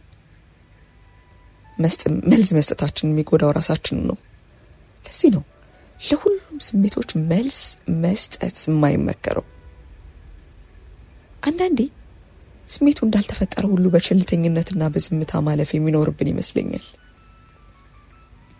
ብቻ በስራ ቦታ እንዲሁ ስጨነቅማ አመሸው። ምሽት ላይ ዘሪውን ሊያገኘኝና አብረን እንድናመሽ ቢሞክርም እኔ ግን አንድ ጉዳይ እንዳለኝ ነግሬ ተለየሁት። የዛሬ ጉዳይ ትናንት ቀጠሮ ነበር። መቅደስን ማግኘት ነው ትልቁ ጉዳይ። ትመጣለች በሚል ተስፋ በዝምታ ተቀምጦ መጠበቅ ነበር ቀጠሮዬ። እንደሚመጣና እንደማይመጣ የማይታወቅን ሰው መጠበቅ ከባድ ነው። ያለ ቀጠሮ የቀጠሮ ቦታ መገኘት ከባድ ነው። እንዲህ ያለ ስሜት ውስጥ ነበርኩ። ከብቼ ከተቀመጥኩበት ሰዓት አንስቼ የምሽት ቤት ውስጥ መቅደስ አልነበረችም። ሳላስበው ውስጥ የተስፋ ቆረጥኩ። የሆነ አንድ የአካሌን ክፍል ያጣው ነበር የመሰለኝ። ምንም እንኳን ተስፋ ብቆርጥም ግን ቤቱን ለቅቄ አልወጣውም ነበር። አይምሮዬን ጠፍሮ ያዙት ጥያቄዎች ለመመለስ መታጠር ያዝኩ። ከብዙ የሀሳብ ደቂቃዎች በኋላ ቀና ስል መቅደስን አንድ ወንበር ላይ ተቀምጣ ተመለከትኳት። ይህን ጊዜ ሳላስበው ከወንበሬ ብድግ ብዬ መልሼ ተቀመጥኩ። እሷን በመመልከትና በሀሳብ በመናወስ ብቻ ጊዜን መግደል አልፈለኩም። ቀጥታ ወደ እሷ ለመሄድ ተነሳው። ይህን አይነቱን ድፍረት ከየት እንዳመጣሁት ለራሴም ሳይገርመኝ አልቀረም። አንዳንዴ በተለይ ወሳኝ ሰዓት ሲደርስ የተደበቀ ሌላ ማንነታችን ግልጥ ብሎ የሚታይ ይመስለኛል። መወሰናችን ግዴታ ሲሆንና ሌላ አማራጭ ከፊት ለፊታችን ሲጠፋ ድፍረትም ይሁን ሌላ ምንም እናደርጋለን። እኔም አሁን ያደረኩት ነገር ከዚህ የተለየ አልነበረም። አጠገቧ እንደደረስኩ እጆቼን ለሰላምታ ዘረጋውላት። እሷ የእጆቼን ጣቶች ነካ አድርጋ ሰበሰበቻቸው። ሰላም መቅደስ፣ እንዴት ነሽ አልኩ ወንበሩ ላይ እየተመቻቸው። የፊቷ ገጽታ መቅደስ በማለት ይሁን ብቻ የት ነው የማውቀው በሚል አስተያየት ሲለዋወጥ ተመለከትኩት። ሰላም አለሽ ባጭሩ። አላስታወስሽኝም? ይቅርታ አላስታወስኩም። ባለፈው እዛ ከጓደኛዬ ጋር ብዬ ጣቴን ባለፈው ተቀምጠንበት ወደ ነበረው ወንበር ጠቆምኩ። እሷም ትንሽ አሰብ አረገችና ታሪኩ አለች። ጥሩ አስታውሰሻል። ወንድ ሰላም ነሽ? አለሁልህ። እንዴት ነህ? ዛሬ ምን ግርጣለ? አንቺን ፈልጊ ይኸው ተገኝቻለሁ። ምን ልታዘዝ? እንዲሁ ለመጫወት አይቻልም? አሬ ይቻላል፣ በደስታ ብቻ ክፈል። እሺ እከፍላለሁ። ቃሉ ውስጤን እየበላኝም ቢሆን መውጣት ስላለብኝ ብቻ ወጥቼ ተናገርኩ። የሰው ልጅ በገንዘብ መግዛትን ያክል ነገር የሚቀፍ ነገር እንደሌለ ተረዳው። ዛሬ መቅደስን መልቀቅ እንደሌለብኝ ራሴን አሳምኘዋለሁ። ለዚህ ደግሞ የሚከፈለውን ያክል ገንዘብ ከፍዬ ምሽቱን መግዛት እንዳለብኝ ተረድቻለሁ። እሷን ሳይሆን ምሽቱን ነው የምገዛው። ትናንት መጥቼ ነበር። አልነበርሽም? ትናንት አልመጣውም ነበር። ምን ነው በሰላም? አንዳንዴ ኮረፍት ያስፈልገናል። በቃ ምንም ስሜት የሌለና ምንም ማንደክም እንደዛ ነው አይደል የሚመስላችሁ? እኛም እኮ ሰዎች ነን፣ ይደክመናል፣ እናርፋለን። እንደዛ አልወጣኝም። መቅደስ አትበለኝ። እዚህ ሲሆን ስሜ ቲና ነው። ከአሁን በኋላ ያንን ስም ስጠራ መስማት አልፈልግም። ሰምተኛል። ተቆጣች። እሺ ይቅርታ አልኩ በአፍራት አንገቴን ሰብሬ። የሆነ ጥፋት ያጠፋ ሕፃን ልጅ ነበር መመስለው ከሩቅ ለሚመለከተኝ ሰው። ከትንሽ ጊዜ በኋላ መናገር ያስኩ። አሁን ላይ ንግግሬ ሁሉ በጥንቃቄ መሆን እንዳለበት ተሰምቶኛል። ቲና ካልደበረሽ አንድ ጉዳይ ላናግርሽ ፈልጌ ነበር። ምን ንገረኛ? እሺ ግን አይደለም። ወይኔ ነገር ማንሳሳት ስትወድ አማርኛ አትልም ባጭሩ። የት ነው? እሺ እያኔ ቤት ይቻላል። እኔ ምን አገባኝ አለች በቸልተኝነት እጆቿን እያወናጨፈች። ያለችውን ገንዘብ ከቤቱ ሳንወጣ ሰጥቷት፣ ቀጥሎም እንደ በግ እየተከተለችኝ ወደ ቤት አመራ። መቅደስን በተረጋጋ መንፈስ ለማውራት ያለኝ አማራጭ ይሄ መስሎ ተሰማኝ። ድርጊቴ ውስጤን ቢረብሸውም ሌላ አማራጭ አልነበረኝም እና አድርጌዋለሁ። ቤት እንደገባን ወደ መኝታ ክፍል ነበር ጠይቃኝ ያመራችሁ። እኔም ተከትያ አብሬ ገብቼ ነበር። የለበሰችውን ቀሚስ ያለምንም ሀፍረት ፊት ለፊት ያሽቀንጥራ ጣለችው። ቀይ ገላዋን ስመለከት ወንድነቴ ቢፈታተነኝ እንኳን ራሴን እንደምንም ለማረጋጋት ሞከርኩ። የለበሰችው ልብስ እንደውም ውበቷን ደብቆታል ሳልል አልቀረውም። ቀይ ገላዋ፣ በስነ ስርዓት የተወደሩ ጡቶቿ ልብን ይማርካሉ። የወገቧ ቅጥነትና የዳሌዎቿ ስፋት ለተመልካች ይህች ልጅ ምንም አልጎደለባት ማለቱ አይቀርም። ቀረብ ብዬ የወረወረችውን ቀሚስ ከመሬቱ ላይ ያነሳሁት። ቀጥሎ ጠጋ ብዬ ማለባበስ ያዝኩ። የተቀባችው የሽቶ ጠረንም ቢሆን ሌላ ፈተና ነበር ይሆንብኝ። የቆዳዋ ልስላሴም ቢሆን ዋና ተዋናዩ ነው። አንድ ወንዴን ገላላቅፍም ይላል ብዬ መገበት ምናልባት እብደት ነው። እኔም ብሆን ራሴን በሰበብ ምክንያቶች ለማሳመን ሞከርኩ እንጂ ፈተናው ከባድ ነበር። ቀሚሱን አልብሻት እንደጨረሱ ወደ ሳሎኑ እጇን ይዤ እየጎተትኳት ወጣ።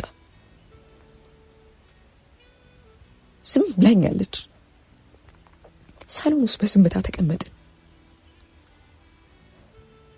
የመቅደስን ሁለመና በግልጽ ብርሃን ውስጥ ስመለከተው ይህ መጀመሪያ ነበር። በልቤ ፈጣሪ ግን ይህን ሁሉ ውበት ከምን አርኮን የሰራው ሳልልም አልቀርም። በአጭር ቀሚሷ ውስጥ እዩኝ ብሎ ብቅ ያለው ፍንጭኗ የውበቷ ዋነኛ ተዋናይ ይመስላል። የእግሮቿን ጣቶች ለተመለከተ እውነትም እግዜሩ ለዚች ልጅ አድልቷል ይላል። በቀይ ቀለም ያማረው ወፍራም ከንፈሯ እሷ በቀስታ በእጇ ስትነካካው ያሳሳል። ይህ ሁሉ ውበት ቢኖራትም ግን ነፍሷ የባዘነች ነበረች። ታዛዥ፣ ለከፈላት ሁሉ ጭኖቿን የምትከፍት ታዛዥ ሴት። ገንዘብ ያለው ሁሉ ይደሰትባት ዘንድ ነፍሷ ረክሳለች። ውበቷ ወንዶችን ይስባልና በስሯ ብዙም የምትቸግር አትመስልም። ከውበቷ ባሻገር ግን ገጽታዋ ላይ መረበሽና ድካም ይነበባል። በዘጁ ጥንቅጧ የወጣች ዓለም የደከመች ትመስላለች። ስጓ ብቻም ሳይሆን ነፍሷም ጭምር የደከመ ይመስላል። ሁሉም ነገር የሰለቻት ትመስላለች። የማታወራው ትልቅ ሸክም የተሸከመች ነፍስ እንዳላት ታሳውቅ ነበር። የመቅደስ ገጽ ይህንን ነበር የሚናገረው። ድካምን፣ መድከምን። ድርጊቴ ሳያስገርማት የቀረ አይመስልም። እንዴት አንድ ወንድ ያውም ገንዘቡን ከፍሎ ቤት ውስጥ ብቻችንን ሆነን ልብሴን እንኳን ሳይቀር አራቆቼለት እንዲያል ብዙኝ ከፊት ለፊት ተቀምጦ ይመለከተኛል የምትል ትመስላለች። ወይን ደግሞ የፈለገ ሌላ ነገር ይሆን? ምን ሊለኝ ይችላል? ካልሆነ ደግሞ እኔ እሱ ለወሲብ የሚፈልጋት አይነት ሴት አይደለሁም ማለት ነው። ምን ነው ግን ያልተመቸው? ይህን ያላስጠላለው ማለት ነው። መቅደስ አይምሮ ውስጥ የሚፈሱ የጥያቄ ማት እንዲህ የሚሉ ይመስለኛል። እኔም ብሆን ጭንቅላቴ ውስጥ ብዙ ሀሳብ ነበር። ለምን እዚህ ይዣት መጣሁ ከሚል አንስቶ ወደፊትስ እንዴት ልሆን ነው እስከሚል ድረስ ውስጥ ያስብ ነበር። የሰው ልጅ የሚጨንቀው አእምሮ ለሚጠይቀው ጥያቄዎች ሁሉ መልስ መስጠት ሲያቅተው ይመስለኛል። ቀጥሎ የሚሆነውን ነገር እሱ መወሰን ሲያቅተው ያን ጊዜ ይጨነቃል። መቅደስ በረዥሙ ተንፍሳ መናገር ያዘች። እኔም ያን ጊዜ ከሄድኩበት የሀሳብ ጉዞ መለስ አልኩ። በሰላም ነው? ምኑ እንዲያስቀምጥ ያፈጠጥክብኝ? በሰላም ነው። ምን እያሰብክ ነው? ማለት አልገባኝም። እንደ መርበትበት አድርገኝ። ለምን እዚህ ድረስ ይዘኝ መጣ እንዴ? ለምን ገንዘብ ከፈልከኝ? ለምን? ወይንስ እንዲሁ አስቀምጬ ልመለከትሽ ነው እያልከኝ ነው? ዝም አልኩ። ለምን እንደሆነ ባላቅም የምናገረው ነገር ጠፍቶ ነበር። እውነት ግን ለምን እዚህ ድረስ ይዣት መጣው? ለምንስ ያ ሁሉ ገንዘብ ከፈልኳት? መቼም ማስቀምጬ አይን ለመመልከት አይሆንም። ለመቅደስ ጥያቄዎች መልስ አልነበረኝም። እንኳን ለሷ ጥያቄዎች ይቅርና ለራሴም ጥያቄዎች መልስ የመስጠት አቅም አልነበረኝም። ምን ፈልገህ ነው ንገረኝ። ኧረ ምንም። እንዴ ታዲያ እዚህ ድረስ ለምን ይዘኸኝ መጣ? እናቴን ስለምትመሲ አልኳት። ይህን ጊዜ ሳቋን ለቀቀችው እና እናቴ ነው ልትለኝ ማልሆነ። አይዞሽ አልልሽም። ታዲያ ምን ልትለኝ ነው? ከዚህ ህይወት ውስጥ እንድትወጪ ይፈልጋል። እየቀለድክ ነው? አይደለም፣ ረዳሽ ፈልጋለሁ መቅደስ። ከዚህ ህይወት ውስጥ መውጣት ይኖርብሻል። ከዚህ ህይወት ውስጥ እንድትወጪ ማድረግ ያለብኝን ሁሉ አደርጋለሁ። ረዳሽ ፈልጋለሁ። እርግጠኛ ነኝ አንቺም ይህ አይነቱ ህይወት አንገሽግሾሻል። አመሰግናለሁ። ነገር ግን የማንም እርዳታ አያስፈልገኝም መቅደስ። አንቺ እኮ በጣም ቆንጆ ነሽ፣ ወጣት ነሽ፣ ሴት ነሽ። ስለዚህ ብዙ ነገር ማድረግ ትችያለሽ። አንቺን የሚያስፈልግሽ ትንሽ የሚያግዝሽ ሰው ብቻ ነው። ለዛ ደግሞ ነው ያለውልሽ። ለምን ልትረዳኝ ፈለክ? በመልክናትን ስለምመስል? በመልክ ብቻም ሳይሆን በስራሽ ጭምር። ማለት አልገባኝም። በስራም ጭምር ስትል? እናቴም እንዲሁ እስከ ዕለተ ሞቷ ድረስ ሆቴል ቤት ነበር የምትሰራው። እኔ ምንም ሳላደርግላትና ሳልደርስላት ነው ያመለጠች። አንቺ ስመለከት ደግሞ እሷ ያገኘው ያክል ላይ የተሰማኝ። ባንቺ ውስጥ እናቴን ነው የማየው። ለእናቴ ማድረግ ያልቻልኩትን ሁሉ ለአንቺ ማድረግሻለሁ። እባክሽ መቅዴ፣ ከዚህ ህይወት መውጣት አለብሽ። ቆይ እኔስ ከዚህ ህይወት መውጣት ማልፈልግ ይመስላል? መውጫ መንገዱ ቢጠፋኝ ነው እንጂ። እኔም እኮ እያልኩሽ ያለሁት ይሄንን ነው። መውጫ መንገዱን በጋራ እንፈልግ። በምችለው ነገር ሁሉ አንቺን ለመርዳት ዝግጁ ነኝ። በእርግጠኝነት ደግሞ ይሳካል። እንዴ ዝም ብሎ ይሳካል? ሰው እኮ ነኝ። መብላት፣ መጠጣት፣ መልበስ፣ የቤት ኪራይ፣ ብዙ ወጪዎች አሉብኝ እኮ። ቆይ ይሄ ዝም ብሎ ይሸፈናል? እኔ እገዛልሻለሁ። አትችልም። ይሄን ሁሉ ወጪ ምን በወጣ? ለሱ አታስቢ። አስቤበት የወሰንኩት ነገር ነው። አታስጨንቀኝ እባክህ መቅዴ። እመኝኝና እሺ በይኝ እባክሽ። እንዲህ በልምምጥ ነበር መቅደስን ማሳመን የቻልኩት። በእርግጥ ከዚህ አይነት ህይወት መውጣት መፈለጓ ለኔ ትልቅ እድል ነበር። ፍላጎት ካለ ሌላው ነገር ቀስ ብሎ ነው የሚመጣው ብዬ ነው የማስበው። ፍላጎት የሌለውን ሰው ማሳመን ነው ትልቁ ችግር። መቅደስ ጋር ግን ይህንን ነገር አልተመለከትኩም። ይልቁንስ ትልቅ ተነሳሽነት ነበር የሚነበብባት። ይህ ደግሞ ቀጣዩን ስራችንን የሚያቀልል ይመስለኛል። ፍላጎት ያለውን ሰው መርዳት ደግሞ እጅግ በጣም አስደሳች ነው። ሌሊቱን እኔ ሶፋ ላይ፣ እሷ ደግሞ የኔ አልጋ ላይ ተኝተን አሳለፍን። የሰላም እንቅልፍ የተኛው መሰለኝ። የሆነ ትልቅ ሸክም ከላይ ላይ ወረደ ነበር ይመስለኝ። ያለ ሀሳብና ጭንቀት ጥሩ እንቅልፍ መተኛት ችያለሁ። ይህ ደግሞ ውስጥ የወጣነውን ነገር ቢያንስ ትንሹ ማሳካት መቻሌን ማሳያ ነበር። ሌላው ደግሞ የመቅደስን ህይወት የምቀይርበት እድል ስለማግኘት የማረጋገጫም ጭምር ነበር። እናቴን በድጋሚ በህይወት ያገኘው ነበር። ደዛ ነበር የተሰማኝ። ሁልጊዜ ቃል እየገባላት የነበረው ህይወቷን መቀየር ለእናቴ ማድረግ የምችልበት እድል ያገኘው መስሎ ተሰማኝ። እማ እግሮቿ ላይ ተኝቼ እሷ በረሽም ጣቶቿ ጸጉሬን እየደባበሰችኝ ወይኔ ልጅ እወድሻለሁ፣ እኔም በጣም እወድሃለሁ፣ ላንተ አይደል እንዴ የምደክመው? ትልቅ ሰው እንከባከብሻለሁ። እሺ የኔ ውድ ልጅ፣ ትልቅ ቤት እገዛልሻለሁ። ሌላስ? ሌላ ደግሞ ማታ ማታ ስራ አትሄጂም? እሺ የኔ ውድ ልጅ ብላ አይኖቿን ባንድ አቀረሩ ሆና ግንባሬን ትስመኛለች። አሁን ዛሬ ላይ ያንን እድል ያገኘው ይመስለኛል። ያኔ ቃሌን የሰጠዋት እናቴ አሁን ባትኖርም የእሷን መሳይ ሴት በመካስ እናቴን የማስደስትበት እድል አግኝቻለሁ። አዎ የምወዳት እናቴ ካጠገቤ ባትኖርና የማደርገው ነገርን ባትመለከተኝም በሰማይ ያለው ነፍሷ ግን ድርጊቴን አይታ የምትደሰት ይመስለኛል።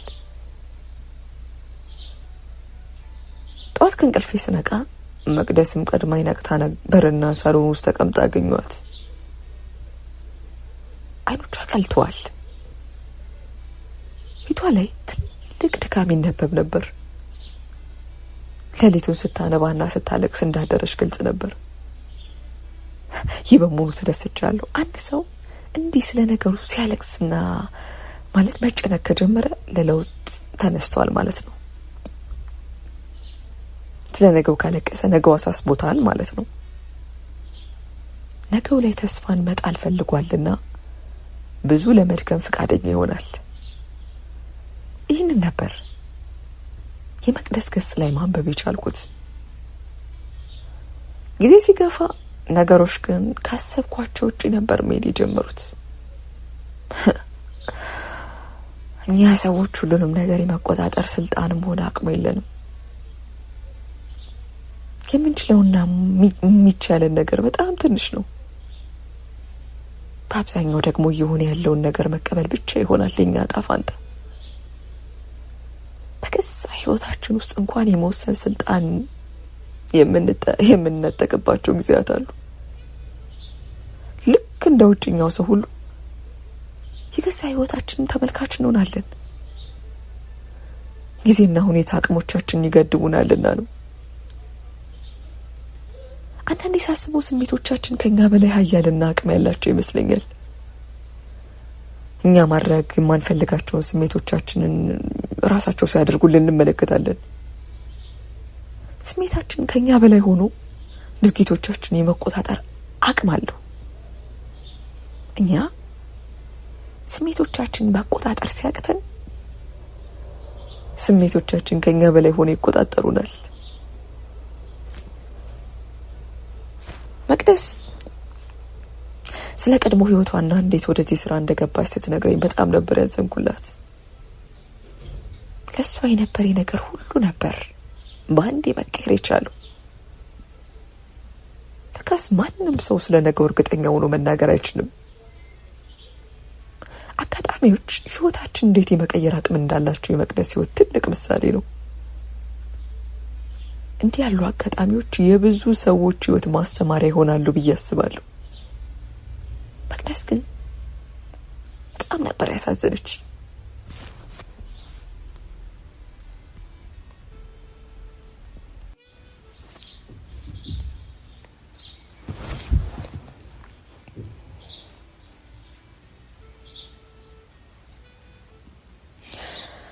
መቅደስ ተወልዳ ያደገችው አርባ ምንጭ ከተማ ውስጥ ነበር። በትምህርቷ እጅግ በጣም ጎበዝ የምትባል አይነት ሴት ነበረች። የሰፈር ሁሉ ሰው ልክ እንደሷ ጎበዝ ሁኑ እያለ ጣት የሚቀስርባት፣ እስቲ መቅደስን ይዋት እየተባለች ነው ያደገችው። መቅደስ ብዙም ከሰዎች ጋር የመቀራረብ ፍላጎት አልነበራትም። ከትምህርት ቤት መልስ ችግረኛ እናቷን መርዳት ነበር የዕለት ስራዋ። አባቷ ልጅ እያለች ነበር ያረፈው። የቤቱ ምሰሶና ኑሯቸው ሁሉ እሱ በሚያመጣው የወር ገቢ ላይ ተመስርቶ የነበረው የነ መቅደስ ህይወት ከአባቷ ህልፈት በኋላ መልኩ መቀየር ያዘ። ችግር በተደጋጋሚ በራቸውን ያንኳኳ ገባ። ጊዜ ሲሄድ ማንኳኳቱን አቁሞ አብሯቸው መኖር ያዘ። እናቷ መቅደስን ጨምሮ ሌሎች 4 ወንድሞችና እህቶቿን ለመመገብ ስትል የተለያዩ ስራዎችን መስራት ያዘች። ቀን ስራ፣ ሰው ቤት ልብስ ማጠብ፣ ወፍጮ ቤት፣ ብዙ ስራዎችን ሞክራ ነበር። ነገር ግን ኑሯቸው ከዕለት ተዕለት ክብደቱ እየጨመረ መጣ እንጂ ምንም መሻሻል አላሳየም። የቤተሰቡ ተስፋ እየተመናመነ ቢሄድም መቅደስ ግን ሙሉ ትኩረቷ ትምህርቷ ላይ ነበር። ከዚህ ሁሉ ጭንቅና ሀበሳ የሚያላቅቃት እሱ እንደሆነ ታምናለች። ሙጥኝ አለችበት። የቤተሰቡ ጭንቀት ሁሉ ቀናሿ በሷ ሁሉም ችግሮቻቸው አልፎ ጥሩ ነገር እንደሚፈጠር ራሷ አምናለች። ቁልፍ መፍትሄ ነኝ ብላለች። ለዚህ ሁሉ ዓለሟ ሲባል ነገሮችን ሁሉ ችላ ማለፍ ያዘች። በዝምታ ትኩረቷ ትምህርቷ ላይ ብቻ ሆነ። መቅደስ ህይወትን እንዲህ ባለ መልኩ እየተጋፈጠች ነበር። ሁሉም የቤተሰቡ አባል በመቅደስ ላይ ተስፋውን ጥሏል። ሁሉም ችግር የሚያልፈው በመቅደስ እንደሆነ ተረድቷል። ይህንንም ለመቅደስ በየዕለቱ ይደሰኩሯት ነበር። መቅዴ ይህ ጎዶሎ ህይወት እኮ የሚሞላው ባንቺ ነው፣ የዚህ ቤት ተስፋ አንቺ ብቻ ነሽ ይሏት ነበር። እናቷ በቀን ተቀን ህይወታቸው ላይ የሚያጋጥማቸው ውጣ ውረድ ሲያደክማቸው የተመለከቱት እህቶቹ ታናናሽ እህቶቿና ወንድሞቿን ቢሆኑ የሷን ማደግና ለቤተሰቡ መድረስ በጉጉት ነው የሚጠብቁት። ከዚህ ውጭ የመቅደስ ህይወት እንዲህ ነበር። ሁሉም የሷን ነገ በጉጉት የሚጠብቅላት፣ ያለ እድሜዋና ያለ አቅሟ ትልቅ ኃላፊነትና ተስፋን ያሸከሟት፣ ጭንቀት ውስጥ የሚያስገባት ነበር። የቤተሰቦቿ ተስፋ መሆኑን የሚያክል ትልቅ ጭንቀት የለም። ራስን ችሎ ለሌሎች ለመትረፍ የሚደረግ ሩጫ በብዙ መሰናክሎች የተሞላ ነውና እጅግ በጣም አድካሚ ነው የሚሆነው። በተለይ ደግሞ እንደ መቅደስ አይነት የደከመ ቤተሰብ ብቸኛ ተስፋ መሆን ኃላፊነቱ እጅግ በጣም ከባድ ነው። ለዚህ ነው መቅደስ ትልቅ ጭንቀት ውስጥ የገባችው። የሷ ውድቀት የክሉላ ውድቀት ብቻ መሆኑ ቀርቷል። የሷ ስኬትም እንዲሁ የግል ስኬት አይሆንም። ደስታዋ የቤተሰቡን ሙሉ ደስታ ይዞ የሚመጣ ሲሆን እንዲሁ ውድቀቷ ሙሉ ቤተሰቧን ይዞ የሚወድቅ ይሆናል። እኔ ላይ ተስፋ አትጣሉ አይባል ነገር ሆኖባት ከነ ጭንቀቷ ህይወቷን መጋፋት ተያያዘችው። የ12ኛ ክፍል የሀገር አቀፍ ፈተናን በጥሩ ውጤት ያለፈችው መቅደስ አዲስ አበባ ዩኒቨርሲቲ መቀላቀል ቻለች። ይህ ክስተት የቤተሰቡን ተስፋ ይበልጥ ሆኖ አለመለመው። ትክክለኛው ሰው ላይ ተስፋን ጥለው እንደተቀመጡ ማመኑበት። መቅደስም ቢሆን በዚህ ወቅት እጅጉን ደስተኛ ነበረች። አዎ እንደዛ ነው ነገረች። በቃ በተለይ አዲስ አበባ ዩኒቨርሲቲ ሊያውም የምፈልገው ዲፓርትመንት መቀላቀል ስችል ተደሰትኩ። ነገ ጥሩ እንደሚሆን እርግጠኛ መሆን ችዬ ነበር። ሁሉንም ፈተናዎች ያለፍኩ መስሎ ተሰምቶ ነበር በወቅቱ ነበር ያለች። በዚህ ዝባዝቄ ምድር ላይ የምንኖረው ህይወት ግን በእኛ ቁጥጥር ስር የምትሆነው መቼ ይሆን? ምንም ነገርኛ ባሰብነው መልኩ አይጓዝም። መቅደስም እንዲሁ ነበር የሆነችው። ያሰበችውና የሆነ የነበረው ነገር የተለያየ ነበር። ምንም እንኳን እሷም ብትሆን ዩኒቨርሲቲ መግባቱ የመጨረሻ ፈተናዋ ሆኖ ቢሰማትም ነገሩ ግን እንዲቀላል አልነበረም። የመጀመሪያዋ ፈተና የሆነ የትምህርት ወጪዋን መሸፈን ነበር። እናቷም ቢሆኑ ነገሩ ቢያሳስባቸውም እንደምንም ብለው ግን ወደ ዩኒቨርሲቲ ልከዋታል። የመጀመሪያው ዓመትና ሁለተኛው ዓመት ትምህርቷን በብዙ ፈተናዎች መካከል ቢሆንም የተሳካ ነበር ማድረግ የቻለችው። ብዙ ጣውረዶች ቢኖሩም የቤተሰቦቿ ተስፋና ጭንቀት ግን ትልቅ ብርታትና ኃይል እንደሆነ ነበር የነገረች። ታውቃለህ፣ አንዳንዴ ውስጤ ድክም ይለኛል። ያኔ መኝታ ክፍሌ ውስጥ ተኝቼ ማሳለፍ አለያ ደግሞ እረፍት ማድረግ ሲያሰኘኝ የቤተሰቦቼ ነገር ትዝ ይለኛል። ገና ነፍስ ያላወቁት ታናናሾቼ ትዝ ይሉኛል። ተስፋቸው ሁሉ እኔ እንደሆንኩ ይሰማኛል። ቀጥሎም ደግሞ የደከመችኝን ብላ ብዙ ያየች እናቴ ትዝ ትለኛለች። ከኔ ውጭ ተስፋ የላቸውማ። ያን ጊዜ ድካሚ ሁሉ ይረሳኛል። የቤተሰቦቼ ነገር ትልቅ ተስፋ የሆነኝና ከመኝታ ይነሳለሁ። በሁሉም ነገር እበረታለሁ ነበር ያለችኝ። በሶስተኛው በመጨረሻው አመት ግን ነገሮች እንደተለመደው መሄድ አልቻሉም ነበር። ምንም እንኳን መቅደስ እንደወትሮ ሁሉ በብርታት ነበር ስታነብ የነበረው። በመጨረሻው ፈተና ላይ ብዙ አብራት ያለፈቻት ጓደኛዋን ልትረዳ ስትል ነበር ህይወቷ በሙሉ የተቀየረው። የመጨረሻ ፈተናችን ለት ነበር። አብራኝ ብዙ ያየች፣ በተለይ ለኔ ብዙ ነገር የነበረች ጓደኛዬ ለራስ ሞክር ነው ሁሉ ነገር የተለወጠው። በቃ እንዳልኩ ጓደኛዬ ብቻም ሳትሆን ብዙ ነገር የነበረች። በተለይ እኔ ነበረብኝ የገንዘብ ችግር፣ እሷ ነበረች የምትረዳኝ። እጅግ በጣም አስፈላጊ ነገር ሲኖርብኝ ገንዘብ ጠይቃት ነበር። በቃ ትሰጠኛለች፣ አትከለክለኝም። ልንመረቅ ትንሽ ጊዜ ሲቀረን እናቷ በድንገት አረፉ። በዚህ የተነሳ ምንም ማንበብ አልቻለችም ነበር። እንደዛ ስትረዳኝ የነበረች ጓደኛዬ መጨረሻ ፈተናዋን እንድትወድቅ መፍቀድ አልነበረብኝም። ምንም አላነበበችም ነበር። ስለዚህ ፈተናው ላይ የተቻለኝን ነገር ልረዳት ወሰንኩ። ብዙ ለፍታ ነበርና ድካሟ እንዲሁ በአንድ ፈተና ብቻ እንዲቀር አልፈለኩምና ልረዳት ራሴ ቃል ገባው። በፈተና ቀን ሐሳቤን ለማሳካት ሞከርኩ። ነገር ግን ሁሉ ነገር እኔ እንዳሰብኩት አልነበረም። ለጓደኛዬ ፈተናውን ልሰራላት ስሞክር ተያዝኩ። በቃ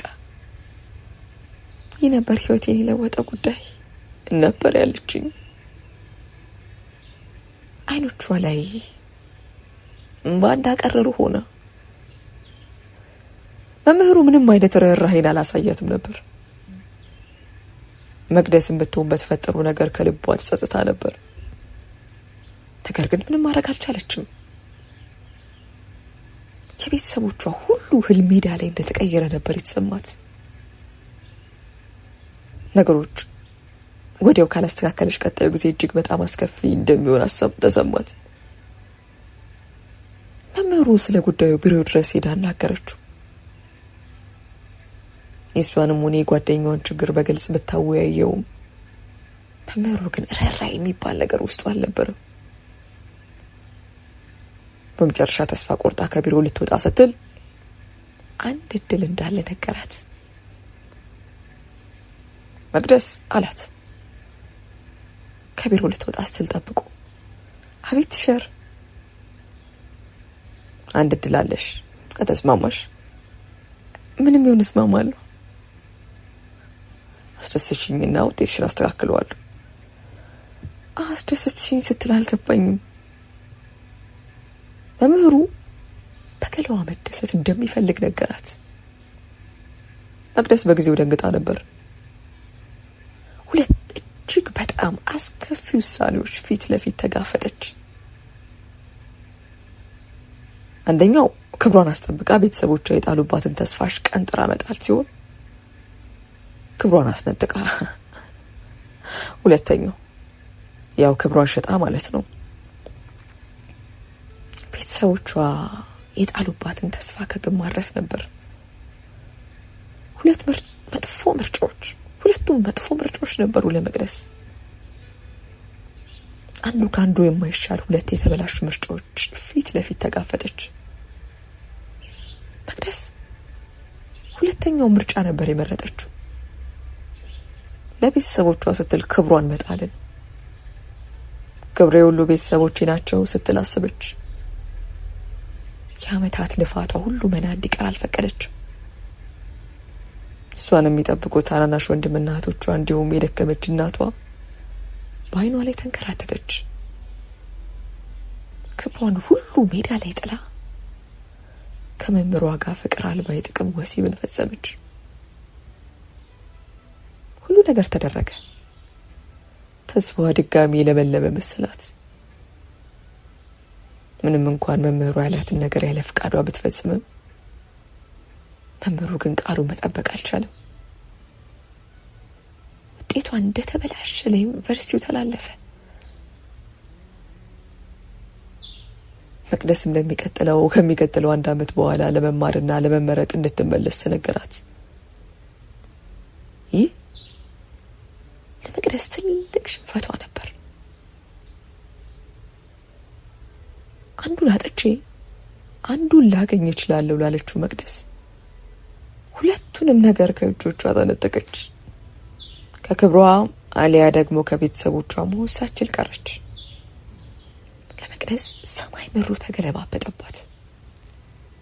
ሁሉም ነገር መና የቀረ መሰላት። የቤተሰቦቿ ተስፋ በመጨረሻ መንገድ ላይ እንደቀረ ተረዳች። ወደ ቤተሰቦቿ ተመልሳ የሆነውን ሁሉ ልትነግራቸው ወስና ነበር። ነገር ግን ተስፋ የላችሁም ማለት መሆኑ ስታስብ አስፈርቷት ተወቹ። ለቀናት ብሎም ለሳምንታት ስታስብበት ነበር። ምንም አዲስ ሀሳብ ወይንም መፍትሄ የሚሆን አልመጣልሽ አላት። በመጨረሻም የቁርጡ ቀን ሲመጣ ቤት ተከራይታ እንደ 1 ዓመት ነው የተለያዩ ስራዎችን እየሰራች ለአመታት ቆየች። ነገር ግን አዲስ አበባ ውስጥ በዚህ ሁኔታ መቆየት ቀላል አልሆነላት አለ። ቀናት እየገፉ ሲሄዱ ጭንቅ ሆነባት። ሆዷም የምግብ ጥያቄዎችን ማንሳት ጀመረ። ሆዷ ሲራብ ክብሯን መጣል ጀመረች። የበሰበሰ ዝናብ አይፈራም ብላ ወደዚህ የሰውነት መሸጥ ስራ ተሰማራች። በቃ መለያዋ ሆነ። በድጋሚ ወደ ዩኒቨርሲቲ ግቢ ሳትመለስ ቀረች። በየሆቴል ውስጥ ለከፈላት ሁሉ እግሮቿን መክፈት መለያዋ አድርጋ ቀረች። እንዲህ ያለውን ፈተና ከተጋፈጠችው መቅደስ ጋር ነው ቀኖቼን እየገፋ ያለሁት። በጊዜ ውስጥ ብዙ ነገሮች ተፈጥረዋል። ለመቅደስ የነበረኝ ስሜት ከእናትነት ሐዘኔታ ወደ ፍቅር ስሜት በጊዜ ውስጥ ነው የተቀየረው። በዚህ ቀናት መካከል አይምሮዬ ውስጥ ብዙ ነገሮችን ያስባል። ቤት ከመከራየት በሚል ቤቴ ውስጥ ያለ አንድ ክፍል የሰጧትን መቅደስን ቀን በቀን ሳይ ስሜቴ ሊለወጥ ችሏል። አንድ ቀን ምሽት ላይ ቤት ውስጥ ቡና አፍልታ እየጠጣን እያለ ነበር ስለ እውነተኛ ስሜቴ ነገርኳት። መቅዴ ወይ ታሬ ሳልወድሽ አልቀረውም። ነገሩን ብዙም አላንዛዛውትም። እንዴት ማለት? መቅዴ አፍቅርሻለሁ፣ የኔ እንድትሆኚ ነው ስሜት የሚነግረኝ። ተው እንጂ ታሬ፣ እኔ እኮ ላንተ የምገባ ሴት አይደለሁም። ርካሽ አቋረጥኳት። እናቴ እንዲህ ያለውን ስራ ትሰራለሽ ብዬ ከእናትነት መዝገብ አልሰረስኳትም። አንቺንም እንዲሁ ባለፈው ታሪክሽ አልመዝንሽም፣ እውነት መኝ አልኳት እግሯ ስር ቁጭ ብዬ። ወዲያው እንባ ከዓይኖቿ መፍሰስ ያዙ። ይህኛውን ባይ ደስታ እንደሆነ ያስታውቅ ነበር። እኔም በደስታ ዓይኖቼ እንባ ሲያቀሩ ይታወቀኛል። እናቴን በድጋሚ ያገኘው መሰለኝ። ይህንን ላደረገ ፈጣሪ ምስጋና ይግባው አልኩ።